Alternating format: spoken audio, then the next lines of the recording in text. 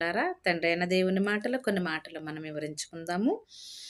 మత్తయి సువార్త 19:20 వచనంలో మనం చూసినట్లయితే ప్రియులారా, ఒక మరి శిశువుని గురించి, ఒక ధనవంతుని గురించి దేవుడు కొన్ని మాటలు మనకి వివరిస్తూ ఉన్నారు. ఆ మాటలు ఏం మాటలంటే, మరి ఆస్తిని విడిచిపెట్టి యేసుని వెంబడించమంటే ఆయన ఆస్తి గలవాడు కాబట్టి మొఖం చిన్నబుచ్చుకొని మరి వెళ్ళిపోతారు.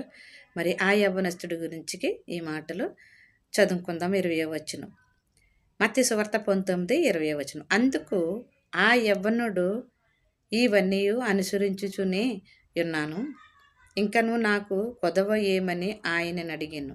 అందుకు యేసు, నీవు పరిపూర్ణవుటకు కోరిన ఎడల పోయి నీ ఆస్తిని అమ్మి పేదలకిమ్ము, అప్పుడు పరలోకమందు నీకు ధనము కలుగును, నీవు వచ్చి నన్ను వెంబడించమని అతనితో చెప్పెను. అయితే ఆ యవ్వనస్తుడు మిగుల ఆస్తి గలవాడు